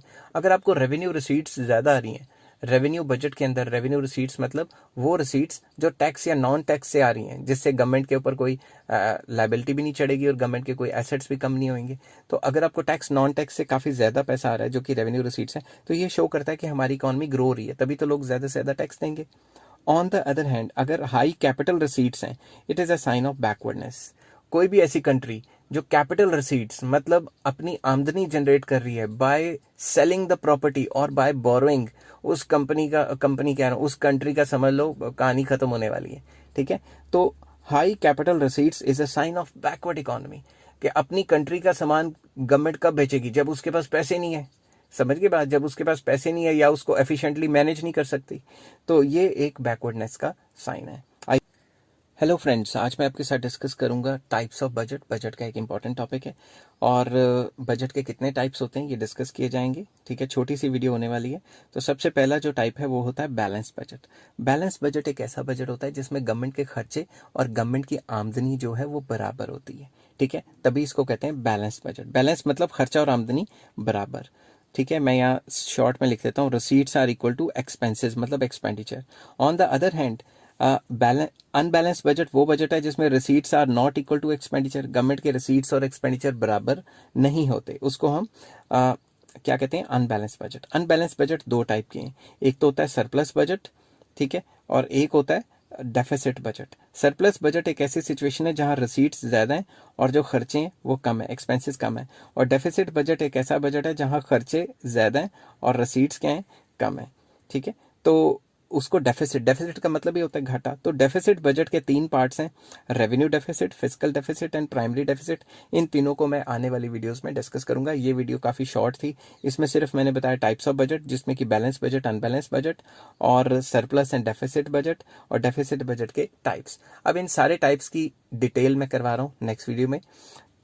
Hello friends, आज मैं आपके साथ डिस्कस करूंगा बजट का जो पहला टाइप है, जो कि मैंने आपको पिछले वीडियो में बताया था, जो कि है बैलेंस बजट। बैलेंस बजट क्या होता है? बैलेंस बजट एक ऐसी सिचुएशन है जिसमें गवर्नमेंट के जो खर्चे होते हैं, government expenditure is equal to government receipts. Government के जितने भी खर्चे हैं और गवर्नमेंट के जो भी आमदनी है वो बराबर होती है। ठीक है, तो इसको सिंपल वर्ड्स में लिख सकते हैं कि it is a situation in which government expenditure या government receipts are equal to government expenditure. ठीक है, तो अब अगर गवर्नमेंट के खर्चे और आमदनी बराबर है तो क्या इसका कोई फायदा होगा? तो चलिए देखते हैं इसके मेरिट्स में। Government do not indulge in wasteful expenses. मैंने गवर्नमेंट की शॉर्ट फॉर्म लिख दी है, आप प्रॉपर लिख देना अपने नोट्स में, जो पॉज कर करके साथ साथ लिखते हैं, कई बच्चे लिखते हैं, तो वो पूरी गवर्नमेंट की फुल फॉर्म लिखना। टीचर को शॉर्ट फॉर्म पसंद नहीं आती पेपर में। ठीक है, मैं जब चेक करने जाता था तब भी मैं शॉर्ट फॉर्म्स को देखता था कि भाई शॉर्ट फॉर्म्स नहीं होनी चाहिए। ठीक है, तो government do not indulge in wasteful expenses. Government को वेस्टफुल एक्सपेंसेस नहीं करने पड़ते, क्योंकि गवर्नमेंट के दिमाग में है कि जितना मेरा आमदनी है उतना ही खर्चा करना है। It results in financial stability. इससे फाइनेंशियल स्टेबिलिटी या फिस्कल डिसिप्लिन आता है। गवर्नमेंट में डिसिप्लिन आता है, इकोनॉमी में डिसिप्लिन आता है कि भाई जितना खर्चा है उतना ही आमदनी करो। ठीक है, तो स्टेबिलिटी रहती है और उस पैसे से जो खर्चा है उतना ही करो जितना हमें आमदनी आई है। अब क्या इसके कोई नुकसान है? बहुत नुकसान है। पहला नुकसान, no solution for the problem of unemployment and poverty. जो गरीब कंट्रीज हैं उनमें कई इकोनॉमिक प्रॉब्लम्स हैं, अगर वो गवर्नमेंट नहीं सॉल्व करेगी तो कौन सॉल्व करेगा? कोई बाहर से थोड़ी ना आएगा सॉल्व करने। तो गवर्नमेंट को अगर बैलेंस बजट, गवर्नमेंट कहेगी मेरे को तो कोई चक्कर नहीं, मैंने तो बैलेंस बजट करना है, तो देश कैसे चलेगा? Not suitable for under develop countries. Under develop countries ने काफ़ी बिग पुश ऑफ इन्वेस्टमेंट्स करने होते हैं, काफ़ी ज़्यादा इन्वेस्टमेंट्स करनी होती हैं, जिसकी वजह से अगर वो इन्वेस्टमेंट ही नहीं करेगी, ज़्यादा खर्चा नहीं बढ़ाएगी, तो कंट्री तरक्की तो कर ही नहीं पाएगा। तो आई होप ये वीडियो आपको पसंद आई होगी। हेलो फ्रेंड्स, आज मैं आपके साथ बजट का एक टॉपिक डिस्कस करूंगा जिसको हम कहते हैं अनबैलेंस बजट। अब ये अनबैलेंस बजट क्या होता है? Unbalance budget is a situation in which government expenditure is not equal to government receipts. तो ये एक ऐसी सिचुएशन है जिसमें गवर्नमेंट का खर्चा और गवर्नमेंट की इनकम बराबर नहीं होती। फर्दर इसको हम 2 हेडिंग्स में डिस्कस करेंगे। सबसे पहला है सरप्लस बजट और दूसरा डेफिसिट बजट, जो बाद में डिस्कस करूंगा। तो सरप्लस बजट क्या होता है? सरप्लस बजट एक ऐसी सिचुएशन है जिसमें गवर्नमेंट का एक्सपेंडिचर कम होता है और गवर्नमेंट के जो रिसीट्स हैं, इनकम्स हैं, वो बहुत ज़्यादा है। तो सिंपल वर्ड्स में मैंने ये इक्वेशन लिखी है कि government expenditure is less than government receipts. तो खर्चा कम है और आमदनी गवर्नमेंट की ज़्यादा है। अब इसके फ़ायदे क्या हैं? पहला फ़ायदा कि गवर्नमेंट की फाइनेंशियल स्टेबिलिटी बनी रहती है और गवर्नमेंट इस सरप्लस बजट से इन्फ्लेशन को कंट्रोल कर सकती है। इन्फ्लेशन एक ऐसी सिचुएशन है जिसमें लगातार प्राइसेस बढ़ते रहते हैं इकोनॉमी में, और प्राइसेस बढ़ने की वजह क्या है? मनी सप्लाई काफ़ी ज़्यादा होना। और अगर गवर्नमेंट खर्चा नहीं करेगी, उल्टा टैक्स निकाल के इकोनॉमी से पैसा निकाल लेगी, तो उससे इन्फ्लेशन को कंट्रोल किया जा सकता है, क्योंकि गवर्नमेंट फ्रेश इन्वेस्टमेंट या फ्रेश खर्चा करेगी तो पैसे और आएंगे ना इकोनॉमी में। तो गवर्नमेंट क्या करेगी? सरप्लस बजट को एम करेगी ताकि उसका खर्चा ही ना हो। नेक्स्ट आ जाता है, government has enough reserves to deal with the future emergencies. गवर्नमेंट को कोई भी इमरजेंसी या कंटिजेंसी पड़ सकती है फ्यूचर में। जैसे कोरोना वायरस आया था तो कई कंट्रीज़ की गवर्नमेंट के पास तो पैसा ही नहीं था। जिनके पास पैसा था उन्होंने, जैसे वेस्टर्न कंट्रीज़, कनाडा, यूएस, उनके पास पैसा बहुत था, उन्होंने अपने एम्प्लॉयज़ को जो विले बैठे थे उनको भी पैसे देते रहे ताकि वहाँ इकोनॉमिक क्राइसिस ना आए। ठीक है, तो नेक्स्ट आ जाता है इसका डीमेरिट। क्या सरप्लस बजट के कोई डीमेरिट्स हैं? जी बिल्कुल हैं। सरप्लस बजट की वजह से क्या होता है? इकोनॉमी में एग्रीगेट डिमांड गिर जाती है। क्यों गिर जाती है? क्योंकि गवर्नमेंट ही खर्चा नहीं करेगी तो इकोनॉमी में पैसे नहीं आएंगे, पैसे नहीं आएंगे तो डिमांड गिर जाएगी। दूसरा, not suitable for under develop countries. जैसा कि मैं पहले भी बता चुका हूँ, अंडर डेवलप कंट्रीज को अपने आप को डेवलप करने के लिए ज़्यादा पैसा चाहिए, और अगर गवर्नमेंट ही मुकर जाएगी कि मैं नहीं इन्वेस्टमेंट करती, मुझे तो सरप्लस बजट करना है, तो खर्चा कौन करेगा? तो इससे डेवलपमेंट पर बहुत ज़्यादा नेगेटिव असर पड़ेगा। नेक्स्ट टाइप आ जाता है अनबैलेंस बजट का, डेफिसिट बजट। डेफिसिट होता है घाटा। तो it is a situation in which government expenditure is more then government receipts. Government का जो खर्चा है वो ज़्यादा है और आमदनी जो है वो कम है। तो इसको इक्वेशन के तौर पे भी लिखा जा सकता है कि government expenditure is greater than government receipts. ये टी को मैं एक डंडा लगाना भूल गया, स्पीड में कभी हो जाता है। नेक्स्ट आ जाता है इसका मेरिट्स। इसके फ़ायदे क्या हैं? पहला, conducive for under develop countries. Under develop countries के लिए बहुत कंड्यूसिव या सूटेबल है, क्योंकि उन गवर्नमेंट्स के पास अंडर डेवलप कंट्रीज की गवर्नमेंट के पास मेन मकसद क्या होता है कि कंट्री को ग्रोथ एंड डेवलप करो, तो ग्रोथ एंड डेवलप करने के लिए इनको ज़्यादा से ज़्यादा खर्चा करना ही पड़ेगा। Moreover it solves the problem of depression या deficient demand in the economy. अगर इकोनॉमी में डेफिशिएंट डिमांड है या डिप्रेशन आया हुआ है तो गवर्नमेंट खर्चा करके तो अपनी इकोनॉमी को निकालेगी उस सिचुएशन से, तो उस सिचुएशन में गवर्नमेंट को ज़्यादा से ज़्यादा खर्चा करना पड़ेगा जिससे कि बजट में घाटा पड़ेगा। तो क्या इसके कोई डीमेरिट्स हैं? जी बिल्कुल हैं। It may cause inflation in the economy, क्योंकि गवर्नमेंट का खर्चा ज़्यादा होगा और आमदनी कम होगी तो क्या होगा, उस खर्चे से इकोनॉमी में ज़्यादा मनी सप्लाई बढ़ेगी जिससे कि महंगाई होगी। इससे वेज प्राइस स्पाइरल भी आ जाता है। वेज प्राइस स्पाइरल का मतलब क्या होता है कि मान लो इकोनॉमी में प्राइसेस बढ़ गए, तो प्राइसेस बढ़ने से क्या होता है, जो जितने भी एम्प्लॉयज़ हैं वो हड़तालों पे, स्ट्राइक पे, या फिर इसको मुजाहरा करना ये भी कहते हैं कि स्ट्राइक वगैरह पे बैठ जाते हैं कि भाई हमारी तनख्वाहें बढ़ाओ, तो थोड़ी बहुत उनकी तनख्वाहें बढ़ा दी जाती हैं। जैसे उनकी तनख्वाहें या वेजेस बढ़ती हैं वो डिमांड बढ़ा लेते हैं। जब डिमांड बढ़ती है तो डिमांड के बढ़ने से तो प्राइस बढ़ जाता है, और जब प्राइस बढ़ता है तो फिर से ये चक्री सी शुरू होगी, तो ये तो ऐसे ही चलता रहेगा। समझ की बात? तो इससे वेज प्राइस स्पाइरल बॉर्न होता है। हेलो फ्रेंड्स, आज मैं आपके साथ डिस्कस करूंगा बजट का एक और टॉपिक जिसका नाम है रेवेन्यू डेफिसिट। चलिए विदाउट वेस्टिंग एनी टाइम शुरू करते हैं। It is a situation in which revenue expenditure is more then revenue receipts. मतलब रेवेन्यू एक्सपेंडिचर ज़्यादा है, और रेवेन्यू रिसीट्स क्या है, कम। अब ये रेवेन्यू एक्सपेंडिचर क्या होता था? रेवेन्यू एक्सपेंडिचर होता था जो गवर्नमेंट वेलफेयर वुलफेयर के ऊपर खर्चा करती है, और रेवेन्यू रिसीट्स क्या होता था जो गवर्नमेंट टैक्स और नॉन टैक्स से आती है। और जो भी टैक्स या नॉन टैक्स से इकट्ठा किया हुआ पैसा वेलफेयर के पैसे से अगर कम पड़ जाता है तो उसे हम रेवेन्यू डेफिसिट कहते हैं। तो रेवेन्यू अकाउंट पे डेफिसिट हो जाता है। अब जो भी गवर्नमेंट ने ये जो रेवेन्यू डेफिसिट किया है इसके क्या असर पड़ेंगे, इसके क्या इम्प्लीकेशंस हैं, वो डिस्कस करने की कोशिश करते हैं इधर। तो फर्स्ट इम्प्लीकेशन मैंने लिखा है, government may have to cut its expenditure on welfare programmes.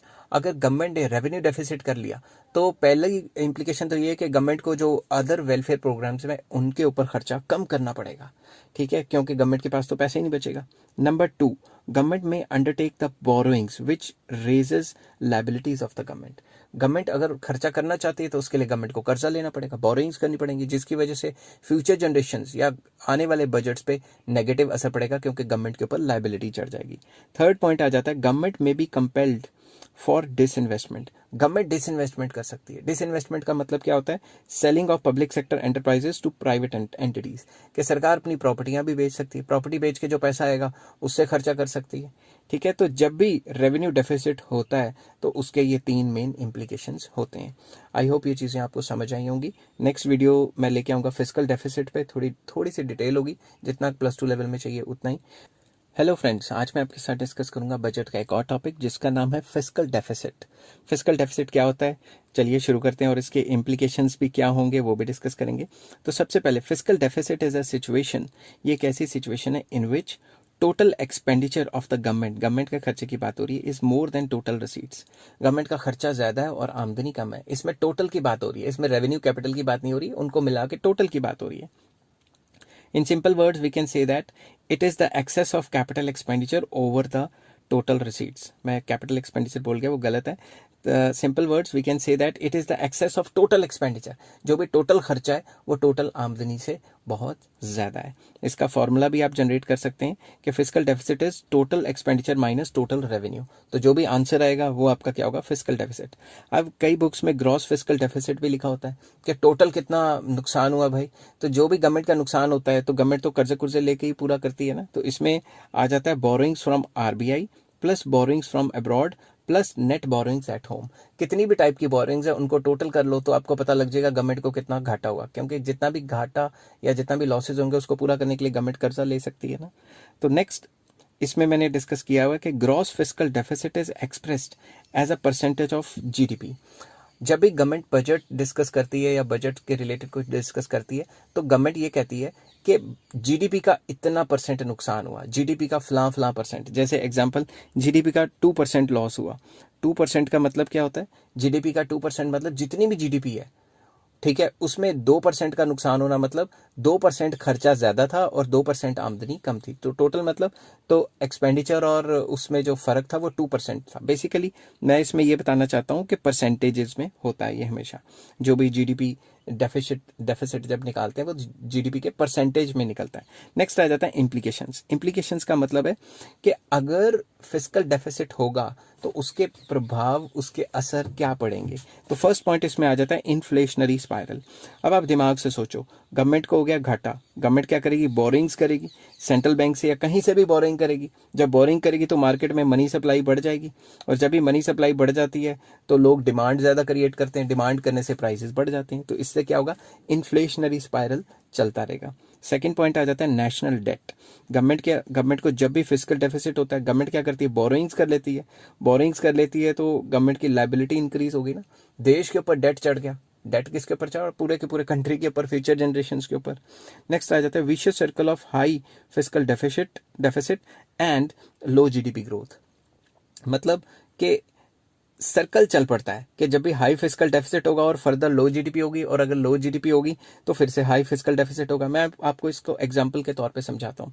For example, high fiscal deficit है, मतलब सरकार को काफ़ी ज़्यादा घाटा हो रहा है। और जब भी सरकार को घाटा होता है तो क्या होता है, जब भी सरकार को घाटा होता है तो सरकार क्या करती है, सरकार अपने जो एक्सपेंसेस हैं वेलफेयर के ऊपर वो कम कर देती है। और जब भी वेलफेयर के ऊपर या प्रॉपर इन्वेस्टमेंट्स को रोक देगी तो जीडीपी क्या होगी, कम हो जाएगी। तो पहली सिचुएशन में क्या हुआ, सरकार को घाटा हुआ और सरकार ने खर्चे कम किए। जब सरकार खर्चा कम करेगी तो जीडीपी तो कम ही होगी ना, क्योंकि गवर्नमेंट वेलफेयर के साथ साथ इन्वेस्टमेंट्स भी तो करती है और इंफ्रास्ट्रक्चर भी तो करती है, जिसकी वजह से जीडीपी क्रिएट होती है, जीडीपी बढ़ती है। तो अगर गवर्नमेंट के पास पहले से लॉस हो रहा है तो गवर्नमेंट जीडीपी को बढ़ा नहीं पाएगी, जीडीपी पहले से लो रह जाएगी। और अगर जीडीपी लो रहेगी तो जब काम ही कम हुआ तो गवर्नमेंट को टैक्सेस तो लोग कम भरेंगे।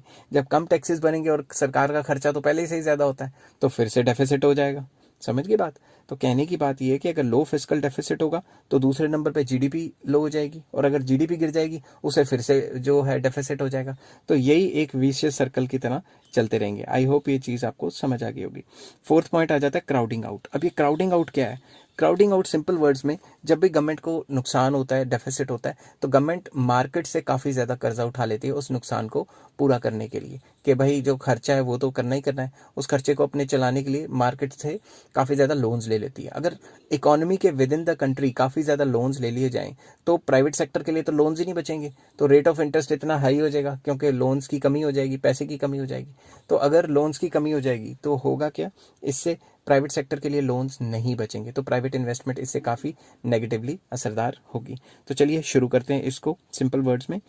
High borrowings by the government reduces the availability of funds for private sector.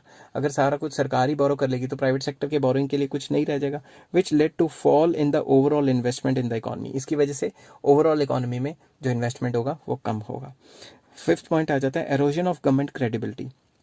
Government की क्रेडिबिलिटी कम हो जाती है।